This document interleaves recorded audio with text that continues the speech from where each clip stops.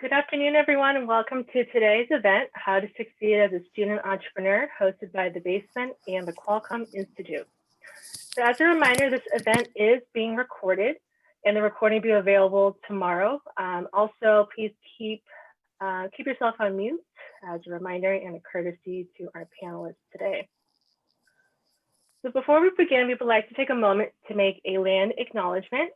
So the following statement states that the UC San Diego community holds great respect for the land and the original people of the area where our campus is located. The university was built on the unceded territory of the Kumeyaw Nation. Today, the Kumeyaw people continue to maintain the political sovereignty and cultural traditions as vital members of the San Diego community. We are honored to share this space with them, and we thank them for their stewardship. If you'd like to learn more about whose land you are currently on, we encourage you to visit native-land.ca. Today's session will be moderated by my colleague Lavella and myself. So to quickly introduce myself, my name is Christine Liu. I'm the Assistant Director of Operations at the Basement and Entrepreneurial Center for UC San Diego students. My name is Lavella Cacho. I'm the Partnerships and Outreach Manager for Qualcomm Institute, which is the building that I'm standing in front of right now as we're conducting this meeting. There is an innovation space that houses several startups in there, and we'll be talking about that later on in the meeting. All right, we're going to begin by having our panelists introduce themselves. These were all former UCSD undergraduate students, am I correct? Yeah. All right. Excellent. So they're going to talk about their journey today in their startups, and we have prompts for them. So they will tell us their name, their major, when they were attending UCSD, what graduating class they belong to, the name of their startup, and also their basement or Qualcomm Institute affiliate or Qualcomm Institute affiliation. And let's start with Tamara. Cool. Hi guys, I'm Tamara. Some of you might know me as Toma. I graduated from UCSD in 2018, and I studied cognitive science with specialization in machine learning and neural computation. Shout out to cognitive science, an amazing department. My startup is called Vericrypt, or our startup is called Vericrypt, and I'm one of the co-founders and the current CEO. And then I was in the basement. We were in the basement in 2018 and like 2019, a little bit, even after we graduated. So that was really great. And I also worked in a lab in QI, but not affiliated with my startup.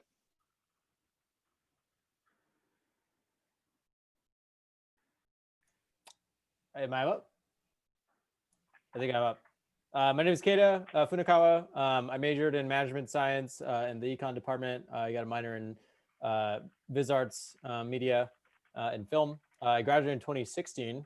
The name of my startup is Nanome, like rhymes with genome. My current role is COO, so I lead operations. Mainly, I have a kind of a specialty in Asia Pacific sales and marketing, as well as science, media, content generation, and some HR stuff whenever I get time. And basement QI affiliation. So yeah, we were, I think, the second class within the basement. And then we also were pretty early at the Qualcomm Institute program as well. I actually worked at QI during my undergrad and photographed the inaugural opening of the QI innovation space. So that was a fun time to be in. But yeah, we did a bunch of other stuff in terms of startups in UCSD, and I could talk about that later as well. All right, thank you, Keita. All right, Deepak, you're up. Hi, my name's Deepak Atyan. My major at UCSD was in aerospace engineering. I graduated in 2015, so it seems like I'm the older one over here, not by much though. Name of our startup were Tri-D Dynamics. I started the UCSD Triton Rocket Club and the UCSD SEDS organizations with some of my friends. And we were part of the first class for the basement, and we were part of one of the last classes for the Moxie Center, which not many of you are familiar with. The Moxie Center was one of the first engineering incubators on campus and merged into the basement. So the basement became the all-encompassing accelerator and incubator at the time. So And finally, we have Brody.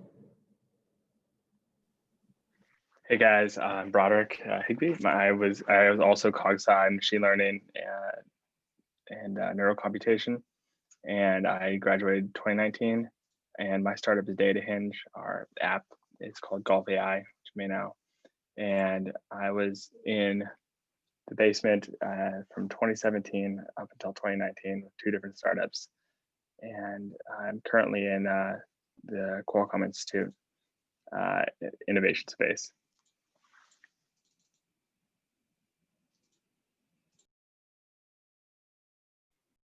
All right, thank you everyone for your introductions. We're gonna go ahead and get started with our first question.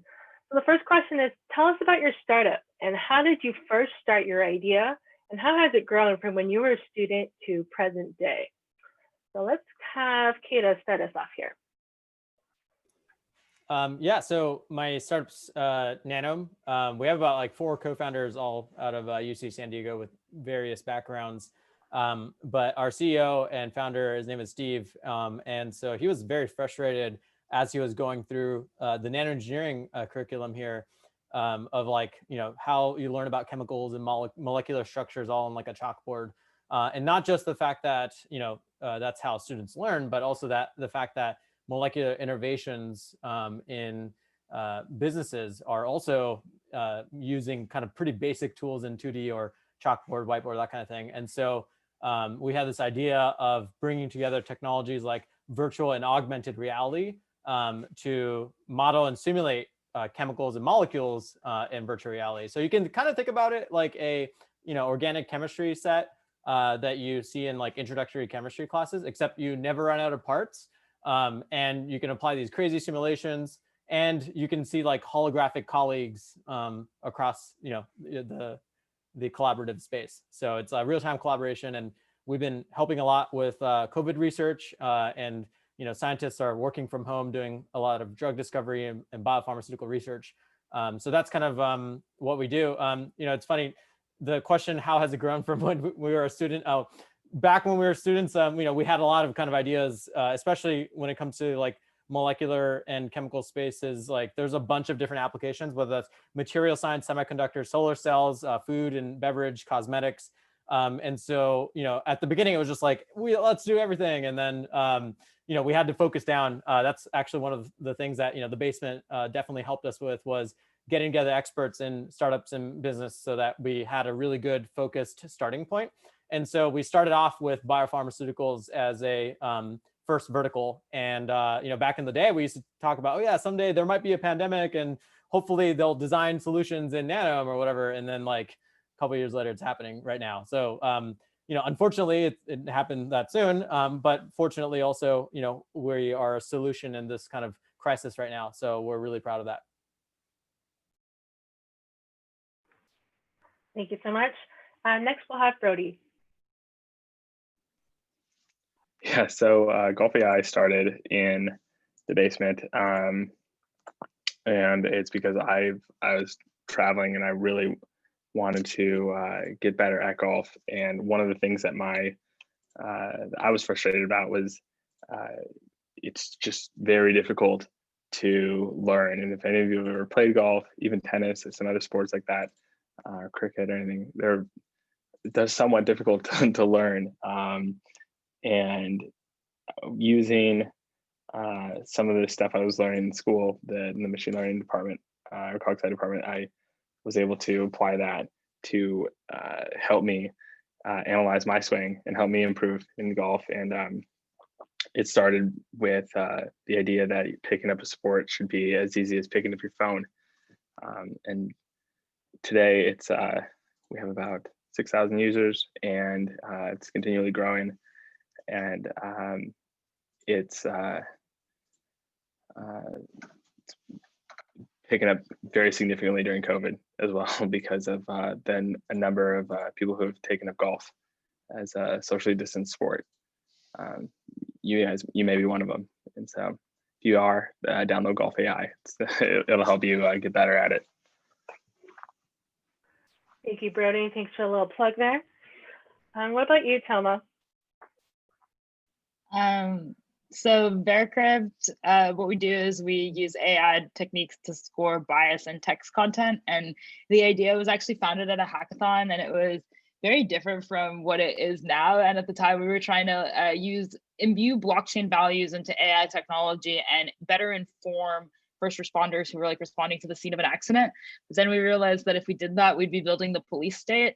And so we pivoted and we were like, okay, let's do informing individuals about content around them. And so that's around the time when we joined the basement, and we were really kind of digging deep into this consumer model of how to display information optimally to consumers from the news so that they don't get biased and they don't get manipulated. And we realized, we talked to consumers for about a year, and we realized that the pool of consumers we were talking to in San Diego was really biased. There's some super high caliber people that live in San Diego. Most of the people we were talking to were like investors, scientists, super highly educated humans who do have a deep-seated interest in objectivity and like understanding what's really happening, and that just wasn't really representative of the rest of the world. And so we had to pivot to being more of a B2B service than a B2C service, because it was just harder. And so that's kind of one of the major changes that we made in the last year. And then we kind of rode that. And so since then, we've gotten 11 pilots committed across the intelligence, marketing, and media spaces since about mid-November, when we officially got venture backed. And so it's kind of just been like a really positive transformation from there. Once we were able to kind of, the basement allowed us to answer the question of whether or not consumers would be interested in paying for this technology, and the answer was no. And so that was a really important pivot for us to make, because if we didn't make that change, then we wouldn't be here today. So it's been a really fun learning experience. Awesome, great. Thank you so much, Thelma. And next we'll have Deepak share his story. So we co-founded Tri-D Dynamics while we were at UC San Diego. During our time at SEDS UCSD, we were 3D printing some really cool rocket engines. I think they are still doing a lot of 3D printing work right now. And during that time, we figured out that we were one of the first movers in the industry to 3D print these really technical components and that had really high value. We did a lot of customer discovery and a lot of research funded by the National Science Foundation. We found out that the business model we were creating to mass produce rocket engines wasn't one that was sustainable, or one that was a business model that would work over a long lifespan. So we pivoted away from there and said, what are our core competencies and what did we learn that customers want? And we actually found out that the technology that we were building had an advent to develop the future of industrial IoT. We used some of our 3D printing background, and we figured out ways to basically build electronics into metal structures so that we build true industrial IoT, where the structures can respond and react and transfer information. One of the first products we're working on is in pipelines and pipeline management. Water pipelines, carbon capture, geothermal wells, energy wells. We develop basically the internet for these industrial pipes, and we allow for power and data to be transferred in a purely mechanical type of industry. So the way they open valves is they take an iron ball right now and they roll iron ball down 3 to 4 miles until it hits a flap and opens a valve. It's a very, very archaic process in this like multi-trillion-dollar industry. And so we're basically developing communication structure with our hardware background. So the one thing that I do know is most startups that have proven to be successful generally are never the first idea that they present as first-time founders, at least. And we learned that as well. We have to learn what our customers have been looking for and how we need to pivot and meet the demands that they have. Fantastic. Deepak, if you don't mind, I would like to stick with you because you mentioned the basement helping you with customer discovery. I wanted to ask you, well, all of you, what campus resources were key to your success throughout your startup journey? The biggest resource that was key to our success was having space in the CSE building. That was through the Mox Center, and when the basement acquired some of that space, it was amazingly helpful for our organization to have hardware space. It wasn't available anywhere else. We talked to professors, we begged people. No one on campus wanted us to build rocket engines on campus. And so us having an accelerator and incubator that allowed us to build and to fail and to keep building and show these new projects off was immensely helpful. And then we also got funding to continue with business plan competitions and get more exposure. We weren't really too knowledgeable about what it meant to develop a business plan and what entailed in a business plan and what a pitch was used for and why it was helpful and what an investor would be looking for. We're fortunate enough to go through a series of business plan competitions during our time at UCSD, which eventually allowed us to pitch to big time investors and allowing us to become venture backed. So we learned how to put business models together. We learned how to do customer discovery, and we had resources on campus to actually build hardware, which I think was the most invaluable thing for us as a small and emerging team. All right, excellent. Apologies for having to put my mask on and off, but there are people around me if you can imagine. Okay, Kata, same question. What campus resources were key to your company's success? Short answer is everything ever. Actually, yeah, Deepak, I remember the Moxie Center. I used to be a CSE student back in the day, and I remember seeing it. And then Steve, my co-founder, he was interacted with a bunch of the Moxie Center folks, and obviously that's, we got involved with the basement. Then we actually had a female co-founder at one point, and so we did start My Startup XX through what's the word? The business school, and then we also did like Gordon Center stuff. It was just like we our philosophy was we need as many resources as we can. We're kind of at this weird intersection. Even though our solution is software, we're more akin to like deep tech technology, and so what that means is it takes a tremendous amount of resources for product engineering. And we kind of had this vision for what we wanted to build. So from the get-go, we were like, we need as many resources as possible, and we made essentially a shotgun approach of just like anything that we could get our hands on. We applied, we tried to take advantage of and maximize what we could get out of our experience at UC San Diego. I think some keys, like. It's hard to pinpoint what one exact resource that was like key to our success per se. I think the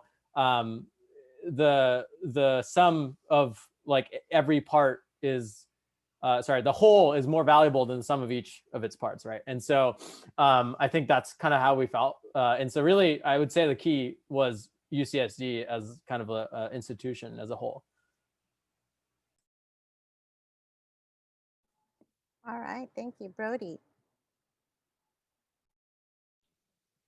I don't know if I can do one of that one, but I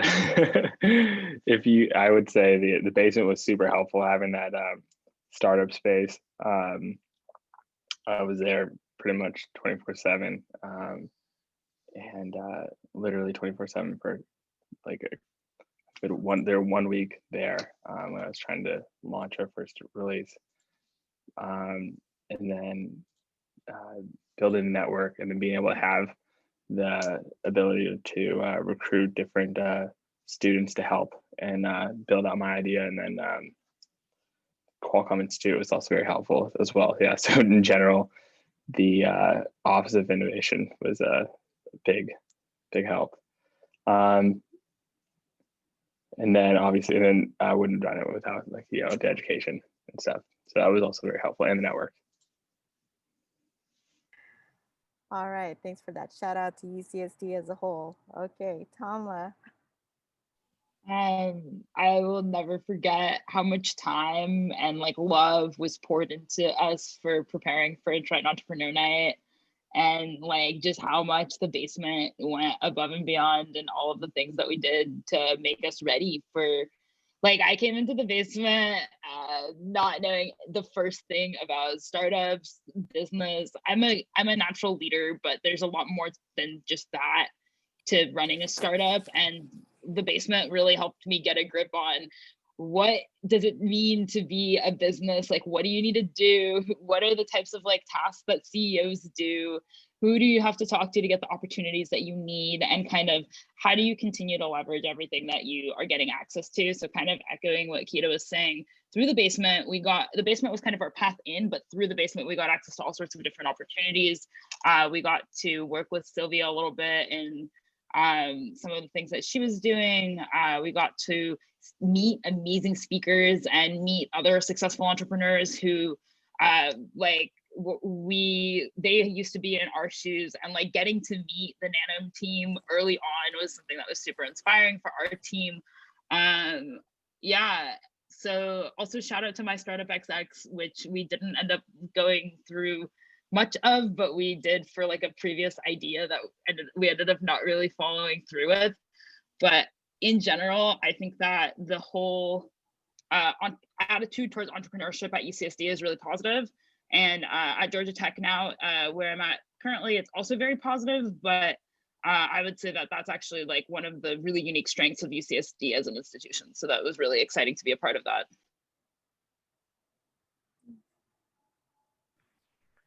Awesome.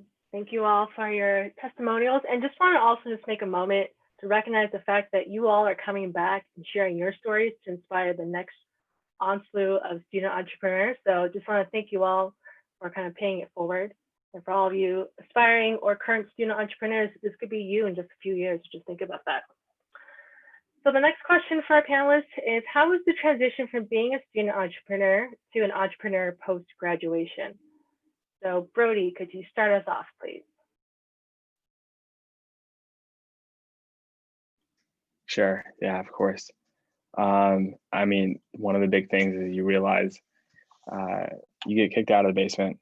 So that one's big. And then you end up, you get, you don't, once you graduate, you don't have the daily interaction with all the people you do before, but you really get to focus on your startup as a whole and really build it out. So that's good. And then obviously we went over to Qualcomm, and so we still have access to a bunch of students as needed, and you really get out of that, take the student mindset, and you really turn it into building a daily and weekly routine and getting yourself into how can I make money out of this, instead of, because it's really easy to say, yeah, I'm gonna have an idea and build it out, and then as a student you're not really risking much because if you fall, you're a student, and so you don't really but once you graduate, your livelihood's on the line, and so things change and the stakes are raised, and it really forces you to grow up in a sense and be more accountable for the business making money and the economics of it. So yeah, it was pretty big. Thank you, Brody. And just to clarify, we don't kick anyone out of the basement, we give you a nurturing push out to the next step. So just want to throw that out there. All right, what about you, Deepak? How's your transition? It was pretty easy. Everything I was doing. So after I left UC San Diego, I went to grad school at Purdue. Both my co-founder and I were getting our masters at Purdue, and they helped us with similar entrepreneurial programs, but some other resources. It was a pretty easy transition, and we were really excited because we were running our startup full-time while full-time grad students, and it was hard. We were working to get good GPAs and to actually get an education while trying to continue doing customer discovery and figuring out how to build a startup. And it was definitely hard, but it wasn't too hard of a transition. We were really excited. The real answer is I went from being broke at grad school to being broke out of grad school. And so a lot of entrepreneurs might see, it's not easy, not at all. Way harder than anything I did in undergrad. And I thought undergrad was hard for me. Grad school was really hard too. But it's one of the hardest things I've ever done, but you learn the most amount that you learn so much more about the world and about yourself that you wouldn't do in any other position otherwise. If this is truly what you want to build and the vision you see for the world, it was an easy transition away from grad school and away from what I did in undergrad. And the transition was building what I was passionate about.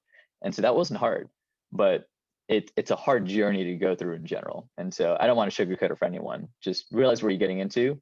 But I wouldn't say, I would absolutely recommend it to all people that are willing to sacrifice and put the time into it. All right, thank you. Thanks for keeping it real. And what about you, Thelma? Yeah, I kind of feel like a hypocrite answering this question because I went from graduating to entering a PhD program like after just 1 year of not being in school. But I don't know, I know myself and I like structure. And that was one of the really great things that the basement provided for us. After the basement, we transitioned into this thing that I really don't want to touch that much on, but it kind of totally fell apart and it was a crazy thing, but at the time it was a startup accelerator that ended up not panning out, and it was very useful to us at the time, but it ended up being like a really jarring experience. And then after that, when we got to Georgia Tech, Atlanta was like a totally different beast. So as a PhD student, your life is pretty flexible. Like as long as you get your things done, you're good. It's nothing like being an undergrad student, and your GPA, like, I don't know. It's just like a totally different experience. And I was hired to do research, so that's what I was doing. And I wasn't really like, I don't have to think that much about school. So what we did at Georgia Tech though is we participated in a really cool accelerator program called CreateX. And so I like to think that like we did the basement while we were learning about the B2C landscape of our experience. And then when we were applying for CreateX, we had just pivoted to B2B. And so it really allowed us to do that same process basically, but in this new focus and in a very structured way. And ultimately at demo day from CreateX was where we met our investors. So it was very much like useful to have done it in the basement and get to the demo day and get to pitch, and then having to basically do that same process again, but knowing so much more about our business and knowing so much more about ourselves and what we need. So I feel like I will be able to better answer this question in like 3 years when I graduate with my PhD. But so far so good. It is a ton of work, but it's totally worth it. Great, thank you so much. And Keita? Yeah, it's kind of, I want to echo what Deepak said. Like, we're a very mission-driven company. We know that this is what science ought to look like, and we're all obsessed with that idea. And so, to be honest, it was harder for me to stay in class. Whenever a sample question came out during lecture or even during midterms, I just couldn't stop thinking about, realizing this idea that we had as co-founders. And it was really hard to care about school towards the last year when I was also doing full-time school and full-time startup. And so I think, it was liberating is kind of the first word that comes to mind is being able to not have to worry about things that you shouldn't be worrying about when you're starting a company.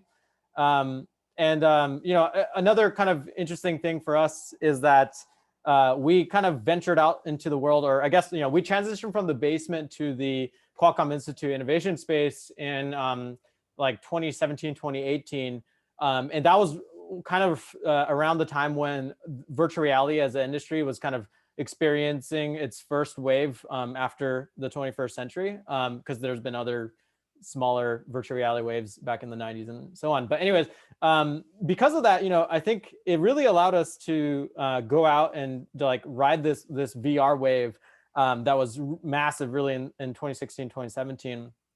And so it was hard for us it was kind of like, we were just so caught up in this wave. There's, some huge news happening every day, like Facebook acquiring Oculus, or, new headsets coming out left and right. And like, it was like my mind was just not on a transition from going from, school to not school. It was just cool. I could do this now, like without worrying about other stuff. And so, that was kind of what it was like for us. I guess a bigger transition, or not a bigger transition, but another transition point was going off campus, which is arguably kind of, it feels oddly similar from not being a student entrepreneur to being just a full-time entrepreneur, because, we went from having to worry about parking, going to see other researchers like on campus, to like having to pay like full rent rates, obviously not now with COVID and whatnot, but like that was another point of transition as well that was interesting for us. I mean, UC San Diego and Basement and Qualcomm was amazing with the resources that they were able to provide us. But I think, for us, we were hitting some growth pains where we're expanding our team. It didn't make sense for us to pay for everybody's parking and things like that. And so then we transitioned. We actually, currently we have a lease at the Pyramid by Miramar. And so that's technically our office right now, even though everybody's remote. And so that transition also was, I would say, a pretty pivotal moment for us. And again, not exactly one-to-one from going from student entrepreneur to entrepreneur post-graduation, but it had this eerily similar feel because, now we only go to campus maybe like once a quarter at most. And so like this idea of school, like seeing undergrads, all those things like are definitely outside of our mind share. So yeah, that was definitely something that happened after we moved off campus. Thanks, Keda. I've yet to visit you at the Pyramid, but one day when we're back. All right, Toma, what's one piece of advice you wish you knew when you were a student entrepreneur? I feel like I knew it, but I didn't believe it, which was basically quoting Eric Gasser here. If you guys have met him, he's great. But he basically says that every decision that you make in a startup is wrong. And we've kind of like amended that to say it will be proven wrong in the future. And so the takeaway from that is you can make whatever decision you want, but you really just need to make sure that your decision is grounded in the data that you're actually getting from the people that you're talking to in your customer discovery, from whatever metrics that you are deciding are driving your game plan. You just have to make sure that you stay accountable to those metrics and make sure that your decisions are coming based on that. Because we definitely were like, in the beginning, we weren't learning as quickly as we could have been learning because we were too attached to the idea that we thought we had. But in reality, like that wasn't the smartest use of our time. And so everything, like we've accomplished so much in the last 4 or 5 months just by listening to what the signals are actually saying. And yeah, that's basically it. Fantastic. Okay, Keda, impart some knowledge on us. Oh man, one piece is too hard. I could probably think of two that are like almost neck to neck. So I don't know if I could cheat here and give 2 pieces of advice. But on the same vein of Tama's, like, don't let the perfect be the enemy of the good. Like there's just like, we always say, like, we have a saying in our company that, like, let's just get to version 0.1. Like we're not expecting a full 1.0. And like, getting to 0.1 allows us to get to 0.2 and 0.3 and 0.4. And maybe you might get to 0.99 and 0.999 and 0.99999, and you might never ever get to 1.0, but it's still a hell of a lot going to be better than version 0.1, right?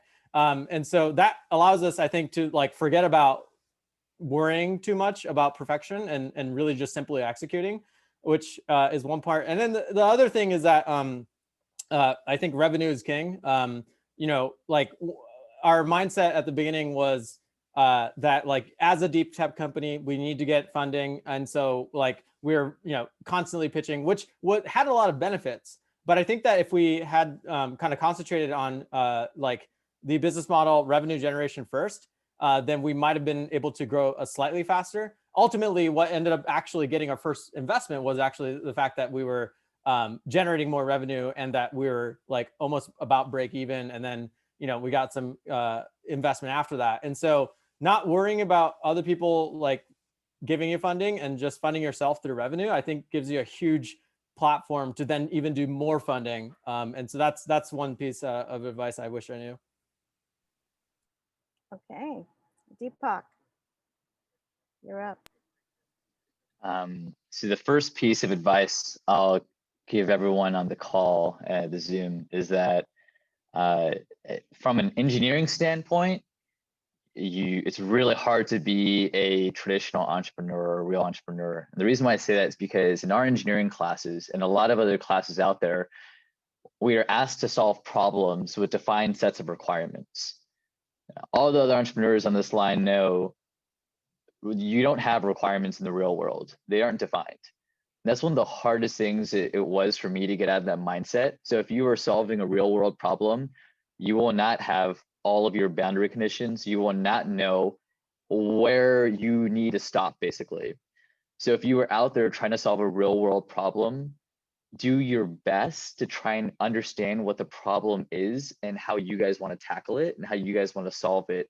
But things will not be clearly defined for you, and it's going to be really tough if you come with a really structured mindset, like we did in my classrooms in both undergrad and grad school, where I said, I know my A, B, and C conditions, and I'm going to go just plug and chug and solve it. It doesn't work like that. The last little piece of advice, I mean, I'm saying that because that's what happens in the real world. It's not a bad thing. It just means you can get really creative about solutions. That's sort of the positive of it, is you aren't stuck in these normal equations. You get really creative about what solutions look like and what people can actually want with that. Second part is building a business that you're running is your life. And I say that because one thing I actually talk to students and mentors, I tell them one thing I wish I did in undergrad was take philosophy classes. Sounds really weird. But when you get to a point where you've been running your startup for quite a few years now, it's been like Alex and I have been running the startup for about 7 years now. Not the exact same idea, but the same team. And we're trying to understand how we want to live our life. And we want to know what boundaries we should have with our co-founders' lives, or with our new direct reports, and how we should be communicating with them, how we should be working with them, what we should expect out of them. And there are philosophical questions we ask ourselves on a daily basis of how we want to see the world, because we are entrepreneurs in the visionary sense of what we see in the world, what we want to see the world become is how we want to grow into that and how we want to develop technology to meet those needs. So I know it's sort of like weird tangents of advice, but those are the pieces of advice I'd give to students I mentor.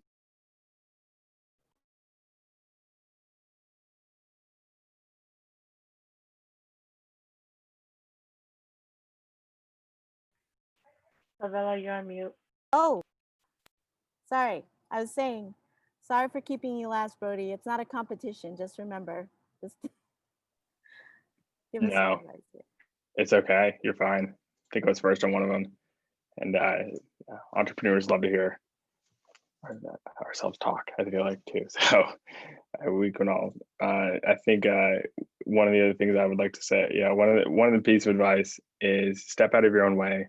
And if you feel like you need to program it, you can find someone to program it. And if you feel, and I say keep your team small. And Jeff Bezos has a thing where if you have a pizza box or 2 pizza boxes, and your team should be able to share 2 pizza boxes and be sufficiently full. And if you're trying to iterate on a small MVP of product, those are one of the things I did was I wanted to code everything because I knew I could do it correctly. But if you're coding everything, then you're not working on the business, or you're not working on the marketing side of it. So get out of your own way and keep your team small. All right, great. Thank you, Brody. So we're going to go on to our final question, but I invite the audience, if you have any questions for the panelists, or if there's a specific question for a particular panelist, please go ahead and enter it in the chat, and we'll address those after this question. So this question is for the entire panel. Where do you see yourself and your startup 5 years from now? So Deepak, could you start us off, please? People ask me where I see myself in a year from now, and I cannot give you a clear answer. We don't even know what we can plan out more than 3 months in our lives. We thought we could back in grad school. People asked us what our next year plan would look like, and it would just change. And so we started planning 9 months out, and it wouldn't work out. So we started planning 6 months out. We're getting close. The only thing we saw in our lives was what does our timeline look like, and what do our lives look like in 3 months? That's how fast everything moves in the startup world. In a holistic sense, we want to see ourselves proving success in what we're building, and having the world at some point, to be real, validate in some sense or another. Validated through external funding is one way, validated through having more customers that use it and see the true implications of it. But we want to see validation of our vision, and we want to have an understanding that what we see for the world is what other people want to see for the world as well. But I cannot tell you what my life will look like in a year from now. I could literally be in Austria, Dubai, stuck here in SF, or anywhere in the world based off of what we build and what we're looking for. I think that's sort of the fun, the volatility of it. But besides that, I am excited to continue building new technology, whether it's in industrial space, whether it's in food tech, whether it's even getting into politics, which has been on my plate as well.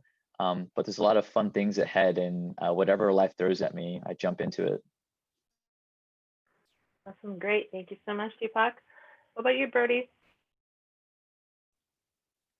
I was saying before the thing, where do you see yourself either?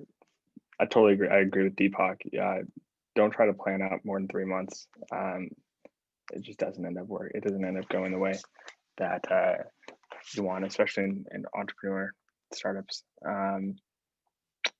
Yeah, I mean, 5 months. I was saying, it's joking. 5 years from now, we're either at $400 million or dead. So, or at least our startup is. Hopefully not me. But we're trying to grow and scale this, and that's really one of the big things that you want to do to make sure that your brand and your company and your vision, succeeds and makes it in the world. You want to get, like Deepak was saying, talking to your customers and get as much feedback as you can. So 5 years from now, I'm on a yacht, or I'm eating ramen. We'll see. All right, Brody, hopefully eating ramen on your yacht. And what about you, Kata? So I have a hot take on this. I actually disagree with the first two. Because we're so mission driven, and our whole philosophy is that we have a very clear vision on how science ought to look like. And one of the quotes that's passed around in the VR industry is like, the best way to predict the future is to build it. And so like for us, we have this really good vision, like actually our 2030 goal, which is Jarvis for drugs. So, like Tony Stark, you're like talking to an AI, but you have like these holograms and you're like actively making solutions for crazy molecular structures. So like, that's what we're building. We're like an eighth there probably. And we're actively doing that. Now, what I do agree with is that I have no idea if that's going to happen like 5, 8, or 10 years. That's where it gets blurry. But, I guess, we've had a super clear vision. We've just been like relentlessly executing it. And, yeah, that's kind of what we've been doing. So we hope that we get close to Jarvis for drugs by, 2030.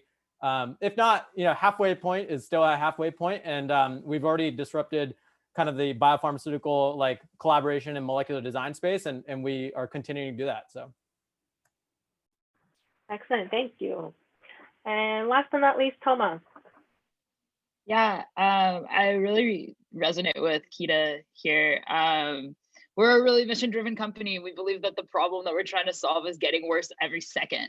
And so in the future, there's going to be even more bot-generated content on the internet. The amount of content generated by bots compared to humans is going to be closer to like 1,000,000 to 1 compared to where it is now, which is like maybe 10 to 20 to 1 on Twitter. And nobody's going to look at any information before it's been pre-vetted or pre-verified. That's legitimately what we think the future is going to be. So in 5 years, I hope that we're going to be a enterprise SaaS company, and all of the content on the internet, or at least all the content that's used to make decisions, will be analyzed through Veracrypt and then used by analysts and used by business people to make better decisions and how to act in the world. To kind of get to how we're going to do that, we'd like to work with quarterly goals and think about things in terms of like milestones and how effectively we're executing towards reaching our milestones. So I know what I had to do last quarter, we did that. I know what I have to do this quarter, we're gonna do that. And just as long as we continue executing along our roadmap, we'll eventually get to where we want to be. It only takes a couple of seconds to change everything. And like sometimes you're in a conversation or you sign a deal or something happens and it totally changes everything. And so that we hope to have many more of those moments in the next 5 years. Excellent, thank you. Thank you all for providing your different perspectives. So we're now gonna open it up for a Q&A. So if you haven't done so already, go ahead and put your questions in the chat. And let's see, Lavella, do we have one Yeah, Collective. actually, I was reading the questions from everyone, and I wanted to go ahead and just combine a few of them. There was a question about where do you start? How do you find your co-founders? That kind of thing. I don't want all the panelists to answer, just if you could give the most succinct version of your answer possible so we can get to other questions as well. So anyone who wants to answer that, go ahead. I found my co-founder with the Gordon Center. Alex and I were Gordon Fellows back when we first started at UCSD, and then Alex was also one of my officers at SEDS. So we got a lot closer and got to understand how to trust each other. I think that's the key to any co-founder relationship: trust and alignment of vision. Yeah, actually, I used to work for Arch Power, which is kind of a division of one of the UCSD departments, and they do like, you know, art curations and events and things like that. And I was their film curator. And in 2015, it was all about virtual reality. And so, and my co-founder at the time, Steve, he was super, you know, enthusiastic about VR. And I was also like super enthusiastic about VR. And so we actually happened to meet. My RA from iHouse connected us, and so that's how we met. But like really, we also started the VR club as well, and we sponsored it and everything, and we grew it from like a couple, you know, handful of 4 or 5 people to like I don't know, the mailing list was like 145 by the end of 2016, and that's how we found a lot of our kind of team members right now. And so really, you know, like he and I were the only ones doing like VR stuff, kind of, you know, software development, and not from like the super hardcore engineering end, but just like, you know, increasing adoption and enthusiasm and whatnot. And so that's how I met him, and that's how we found a bunch of like-minded people. And so I think, you know, there's a lot of huge, amazing resources on campus for people that are enthusiastic about one topic or another. And if you don't find it, then you can start it yourself. And you can meet a lot of great people that way. I would say that's a great way to start. The best startups have the ones that succeeded most have 2 co-founders that are you know, were friends before the startup started. So yeah, think about the people that you know and the problems that you guys share. Yeah, in my case, I met my co-founder in class, and we did a project together, and we realized that we work really well together. And then we started working on a startup idea that never went anywhere, and then went to this hackathon, and the idea was like plopped in front of us. So we were like, all right, better do that. And then we met our third co-founder at that hackathon. And so he was, I mean, it started at like 8 a.m. on a Saturday. So, and he wasn't a student. So to have shown up and have the motivation to come there and participate and stay intrigued, I feel like you're really just looking for people who are trying to make a difference in the world and are willing to work really hard to make that difference happen.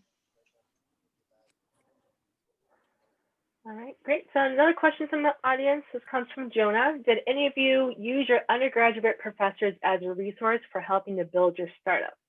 And any of the panelists, feel free to answer. Yeah, totally. I want to go first because like we have an amazing just set of advisors from UCSD. Benjamin Braden from the Viz Arts department, Jürgen Schultz from computer science for graphics engineering, the former dean of physical sciences, Mark Thiemens. Just I could go on and on. I'm sure I'm missing a few. Thank you for all those advice, professors. But yeah, totally. You know, we met them through different networking events, and also because we're so enthusiastic. Like Jürgen and Benjamin were like the first professors who actually helped us form the VR club, and so they like helped us sponsor and everything. And so that was, you know, it kind of ties into what I was saying previously as well.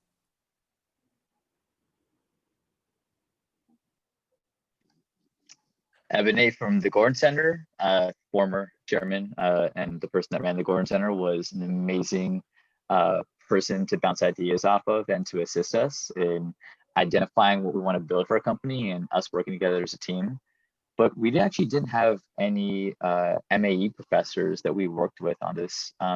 They unfortunately were really focused on their own research, and we didn't have as much of an opportunity to work with them on projects that we wanted to develop.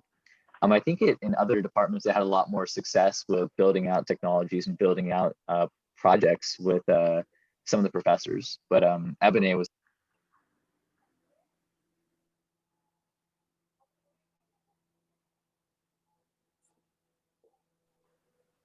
Okay.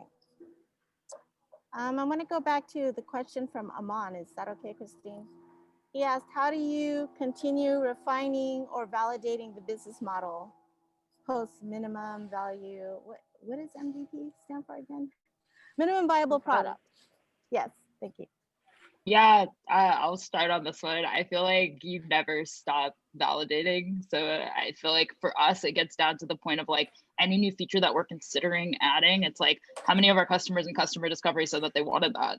Like you might think that you need to add that feature, but in reality, founders tend to get really lost in the weeds and kind of fall away from that bigger picture. So I feel like for us, it's just all about making sure that you're constantly staying accountable to whatever metric you're choosing to stay accountable to, and continuing to change those metrics as it makes sense. So maybe at the beginning, you're trying to get from 0 to 1, you're trying to get that prototype, but then you're trying to refine it, and you're constantly trying to refine it. That process never stops. Yeah, so I have an interesting take on this, or at least I don't know. That's maybe tooting my own horn too much, but like we have a philosophy, especially because we are trying to go into a lot of different markets. That there's an MVP for everything. There's an MVP for your co-founder. Like in order to find the right co-founder, you need to at least be able to have a pitch, right? To be able to like convince that person, and that's like a minimum viable product in and of itself. And then there's an MVP to get your first set of developers because they need to be sold on the vision to be able to like make this thing work with you. You need to have an MVP for your like super early adopters, maybe not even customers, but beta products. The MVP for the beta users and the MVP for like your normal customers are completely different products, but they're still MVPs, right?